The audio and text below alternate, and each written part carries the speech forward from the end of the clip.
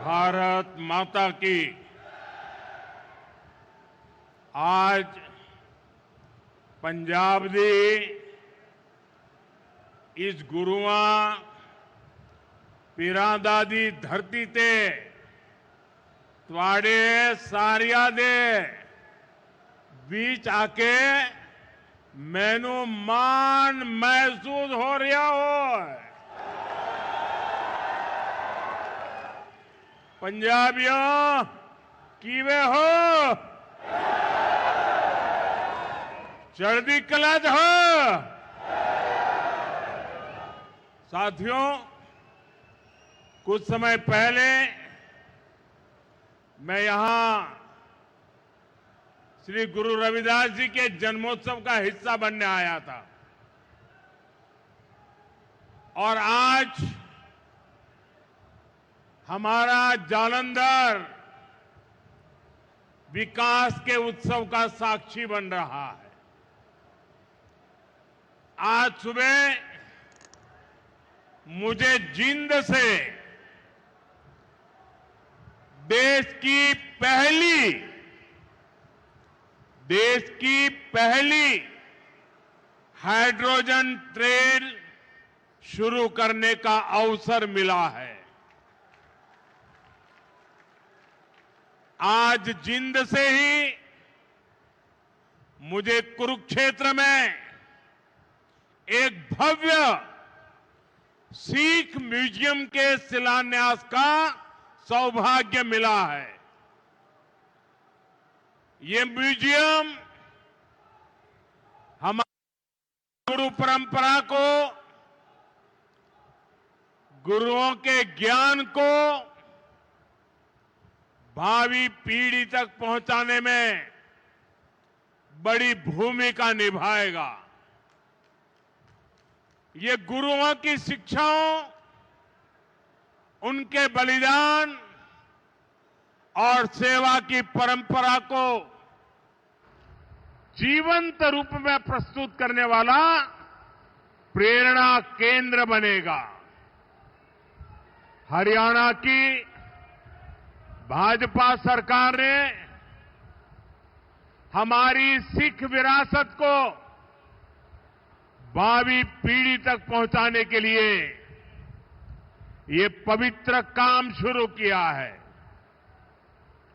साथियों, विकास कार्यों को गति देते हुए अब यहां जालंधर से कई नई रेल सेवाएं शुरू की गई है। आज अमृतसर से काशी के बीच रेल सेवा भी शुरू हुई है। इससे गुरु रविदास जी के भक्तों के लिए पंजाब से काशी जाना और अधिक आसान हो जाएगा। आज दौलतपुर चौक और करतौली के बीच नई लाइन भी शुरू हुई है। करतौली से अंबाला के बीच नई रेल सेवा को भी हरी झंडी दिखाई गई है। साथियों, आज ही लुधियाना बाईपास का शिलान्यास, दिल्ली अमृतसर कटरा एक्सप्रेसवे के एक और सेक्शन का लोकार्पण हुआ है। मैं ऐसे हर प्रोजेक्ट के लिए देशवासियों को और खास तौर पर पंजाब के मेरे भाई बहनों को बहुत बहुत बधाई देता हूं। आज भारत सरकार कनेक्टिविटी के, इंफ्रास्ट्रक्चर के अनेक ऐसे प्रोजेक्ट पर पंजाब में काम कर रही है। पंजाब में भाजपा सरकार नहीं है, लेकिन हमारा पंजाब विकसित हो, इसके लिए केंद्र की भाजपा एनडीए सरकार कोई कसर बाकी नहीं छोड़ रही है। साथियों, आज मैं विशेष रूप से जालंधर के लोगों की भी सराहना करूंगा, जिन्होंने स्वच्छता से स्वागत पहल के माध्यम से इस कार्यक्रम को और सार्थक बना दिया है। श्री गुरु रविदास जी ने समरसता और सामूहिक प्रयासों का जो संदेश दिया था, उसे आप सभी ने अपने व्यवहार में जीवंत किया है। ये अभियान कर्तव्य भावना का भी उत्तम उदाहरण बन रहा है। साथियों, आज के दिन मैं इस मंच से पंजाब के महान सपूत सरदार तेजासी समुंदरी जी को भी अपनी श्रद्धांजलि देता हूं। आज उनका 100वां शहादत दिवस है।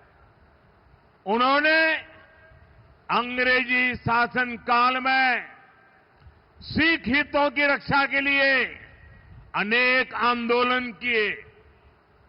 सरदार तेजा सिंह जी ने अपना पूरा जीवन मातृभूमि की सेवा में समर्पित कर दिया। आज से शुरू हो रहे उनके शहादत वर्ष से जुड़े कार्यक्रमों से हम सभी को प्रेरणा मिलेगी।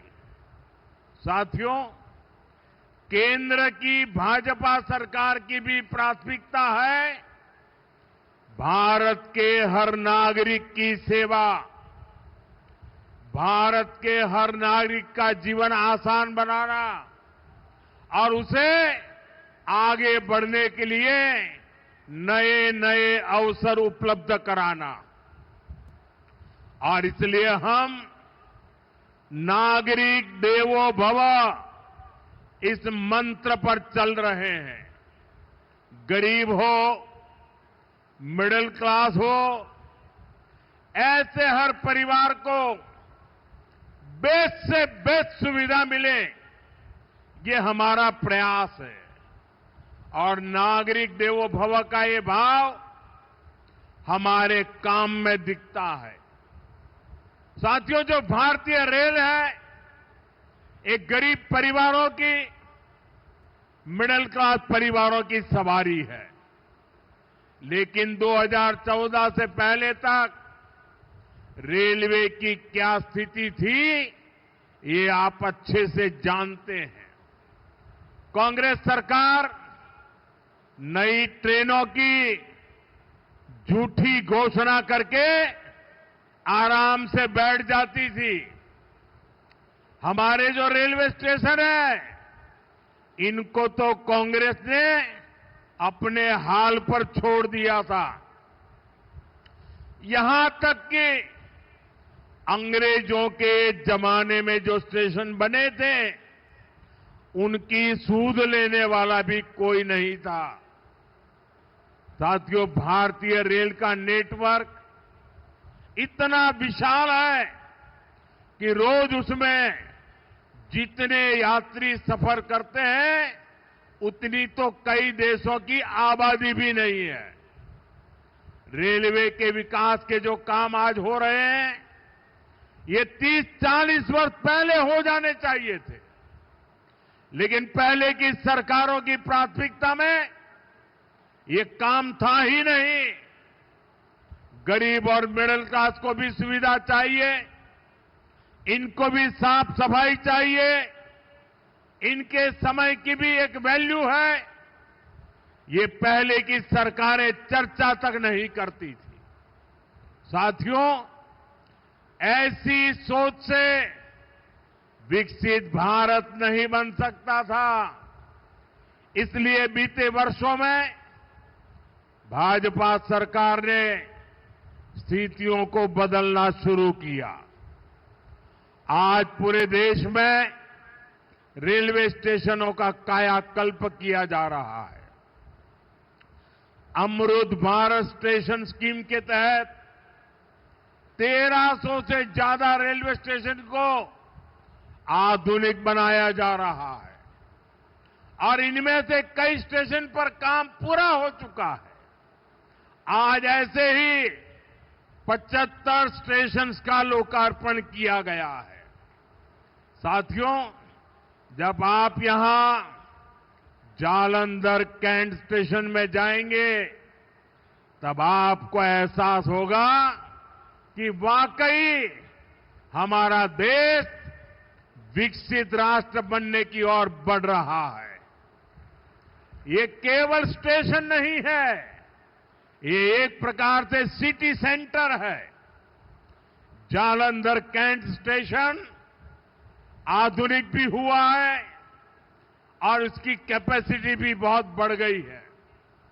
ऐसे ही आनंदपुर साहिब, मुक्तसर और साहिबजादा अजीत सिंह नगर स्टेशन का भी कायाकल्प हो गया है। साथियों, हमारे नए रेलवे स्टेशन व्यापार कारोबार का भी माध्यम बन रहे हैं। यहां जो लोकल कारीगर है, विश्वकर्मा साथी है, महिलाओं के सेल्फ हेल्प ग्रुप्स हैं, उनके उत्पाद स्टेशन पर बिक सके, ऐसी व्यवस्था बनाई गई है। और ये अमृत भारत स्टेशन हमारी विरासत, हमारी धरोहर के दर्शन भी कराते हैं।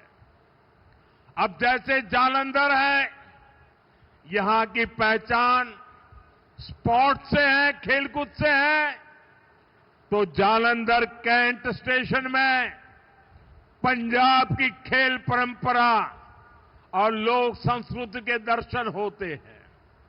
आप आनंदपुर साहिब स्टेशन जाएंगे तो वहां तख्त श्री केसगढ़ साहब की झलक दिखाई देती है।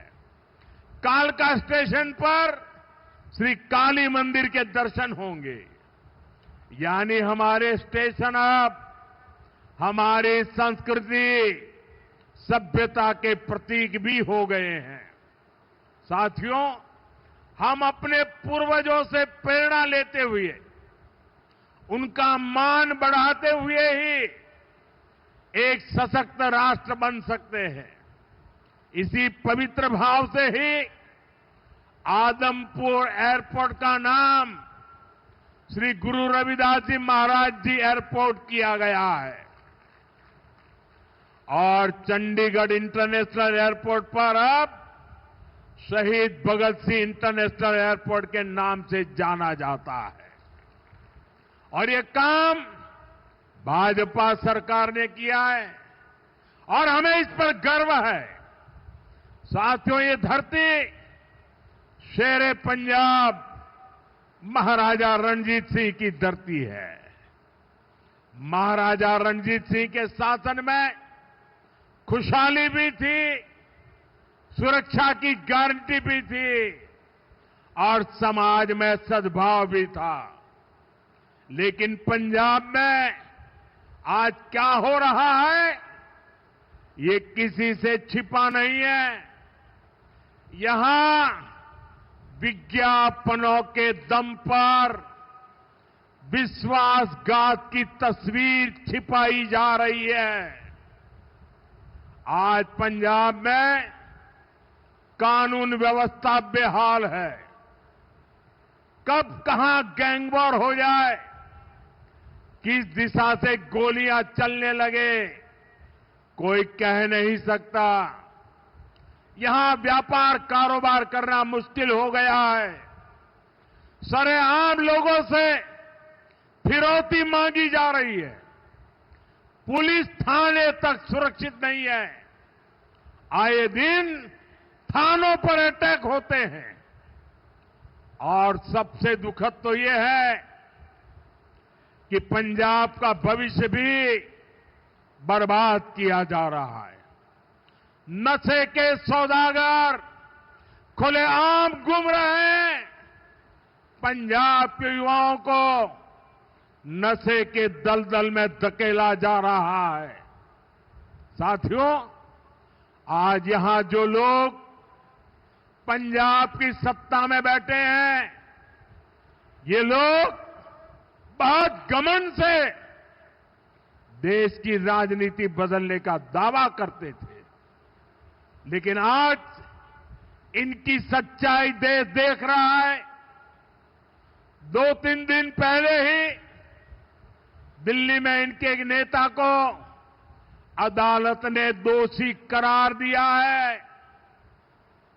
उस पर दोष दंगे कराने का है, दोष एक पुलिस के आईबी अधिकारी की हत्या का है।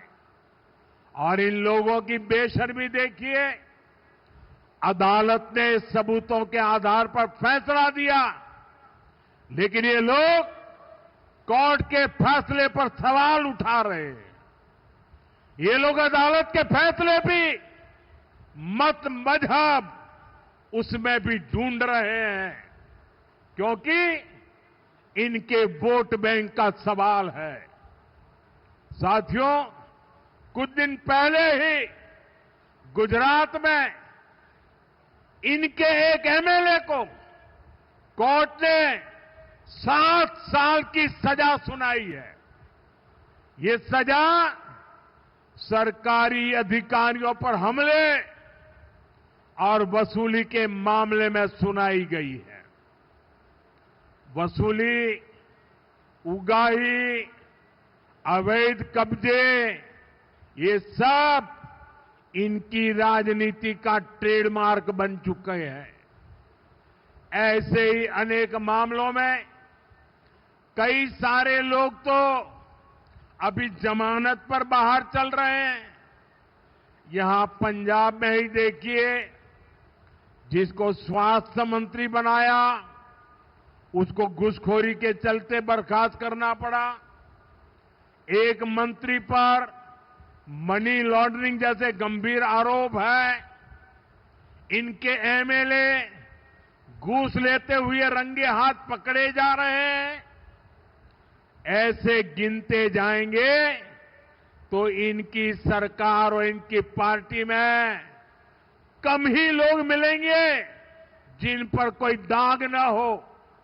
साथियों, जनता की सेवा का काम साफ नियत से होता है, ईमानदारी की भावना से होता है, लेकिन आज जो पार्टी पंजाब में सरकार में है, उसकी ना नियत साफ है और ना ही वो ईमानदार है। उसकी पहचान ही कट्टर बेईमान पार्टी की है। साथियों, केंद्र सरकार अपनी तरफ से हर संभव प्रयास कर रही है कि पंजाब की जनता को केंद्र की हर स्कीम का लाभ मिले, लेकिन कट्टर बेईमान पार्टी की सरकार में यहां लूट का खुला खेल चल रहा है। बीते 12 वर्षों में केंद्र से पंजाब को लाखों करोड़ रुपए भेजे गए। इस पैसे से गांव के रास्ते बनते, नहरें बनती, मंडियां बनती, लेकिन पंजाब सरकार ने उस पैसे को सही जगह खर्च नहीं किया। और बड़ी बात यह है कि ये लूट कर्ज के पैसे पर भी चल रही है। पंजाब के नाम पर कर्ज लिया जा रहा है। पंजाब का बजट कर्ज का ब्याज चुकाने में लग रहा है और यहां राज्य सरकार चला रहे लोग उस पैसे पर मौज कर रहे हैं।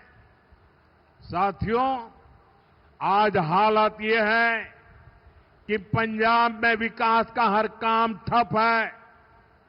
सिर्फ भारत सरकार की योजनाओं पर अपने नाम का स्टिकर लगाकर बेचा जा रहा है। आयुष्मान आरोग्य मंदिर जो पूरे देश में चल रहे हैं, उन पर यहां अपना स्टिकर चिपका दिया। पूरे देश में 5 लाख रुपए तक का मुफ्त इलाज देने वाली आयुष्मान भारत योजना चल रही है। यहां उसके साथ भी खेल खेले जा रहे हैं। साथियों, पंजाब का सामर्थ्य अद्भुत है। यहां के किसानों में, यहां के नौजवानों में बहुत क्षमताएं हैं। पंजाब तेजी से विकसित हो सकता है। इसके लिए यहां भाजपा की डबल इंजन सरकार जरूरी है। आप सभी के सामने बीजेपी की राज्य सरकारों का उदाहरण है। जब से दिल्ली में डबल इंजन सरकार बनी है, तब से दिल्ली के विकास को नई गति मिली है। आपके पड़ोस में हरियाणा है, वहां बीजेपी की डबल इंजन सरकार किसानों को 24 फसलों पर एमएसपी देती है। पंजाब में किसानों को सिर्फ धोखा दिया जा रहा है। केंद्र और हरियाणा सरकार कर्मचारियों को 60% डीए दे रही है। यहां 60% तो छोड़िए, जो मिल रहा है उसकी भी कोई पक्की गारंटी नहीं है। कर्मचारियों को अपना हक पाने के लिए भी धरना देना पड़ता है। और बहनों बेटियों की पीठ पर तो इन्होंने छुरा भोंका है। बड़ी बड़ी बातें करके वोट तो ले लिया, लेकिन पूरे 50 महीने चुप रहे। वायदे की याद तक नहीं आई। अब तक बहनों के खाते में 50,000 रुपया आ जाने चाहिए था, लेकिन बहनों को सिर्फ झूठ मिला। और साथियों, पंजाब में जो कांग्रेस पार्टी है, उसका भी अपना ही रोना धोना चल रहा है। पंजाब में कांग्रेस में कुर्सी का किस्सा ही खत्म नहीं हो रहा। ये इसलिए नहीं लड़ रहे कि पंजाब का हित कैसे होगा। इनकी लड़ाई इसलिए है कि इनकी जो कुर्सी है वो किसके पास रहेगी। और साथियों, अकाली दल का भी यही हाल है। वो भी अपने ही स्वार्थों में उलझे हुए हैं। उनको भी पंजाब के लोगों की कोई परवाह नहीं है। साथियों, पंजाब में असली बदलाव भाजपा ही ला सकती है। पंजाब को विकसित बनाने का काम भाजपा ही करेगी। पंजाब को आत्मनिर्भर बनाने का काम भाजपा ही करेगी। पंजाब में नया निवेश आए, पंजाब में रोजगार के नए अवसर बने, पंजाब में बड़े प्रोडक्ट दुनिया के कोने कोने में पहुंचे, ये काम राज्य में बीजेपी की सरकार ही करेगी। साथियों, आज जालंधर आया हूं तो पंजाब के युवाओं से और जो खेलकूद की दुनिया में है, स्पोर्ट्स फील्ड में है, उनसे विशेष तौर पर अपनी बात कहूंगा। मुझे पंजाब के युवाओं के सामर्थ्य पर बहुत भरोसा है। हमने देखा है कि खेल के मैदान में पंजाब के युवा कैसे भारत की आन बान शान को ऊंचा रखते हैं। आज स्पोर्ट्स के गुड्स के लिए मशहूर इस शहर से मैं पूरे पंजाब के युवा साथियों से कहना चाहता हूं, ये आपके लिए अवसरों का समय है। खेलो इंडिया अभियान आपके लिए चलाया गया है। खेलो इंडिया स्पोर्ट्स पॉलिसी आपके लिए लाई गई है। आज भारत में नई स्पोर्ट्स इकोनॉमी विकसित की जा रही है। इस नई इकोनॉमी के केंद्र में जालंधर का स्पोर्ट्स मैन्युफैक्चरिंग इकोसिस्टम है। इस नई इकोनॉमी के केंद्र में कोच है, स्पोर्ट्स मेडिसिन है, स्पोर्ट्स साइंस है, स्पोर्ट्स यूनिवर्सिटीज है, सेंटर ऑफ एक्सीलेंसी है, स्पोर्ट्स स्टार्टअप्स है। साथियों, अभी मैं ऑस्ट्रेलिया और न्यूजीलैंड गया था। वहां इस विजन को लेकर काफी सारे समझौते हुए। मैं सभी युवाओं से कहूंगा, आप स्पोर्ट्स से जुड़िए, स्पोर्ट्स की दुनिया में अपना परचम लहराइए। हमारी सरकार हर तरह से आपके साथ है। साथियों, हमें पंजाब की आन बान शान को नई ऊंचाई पर ले जाना है। हमें पंजाब का नया भविष्य बनाना है। मोदी हरदम हर पल पंजाब के लोगों के साथ है।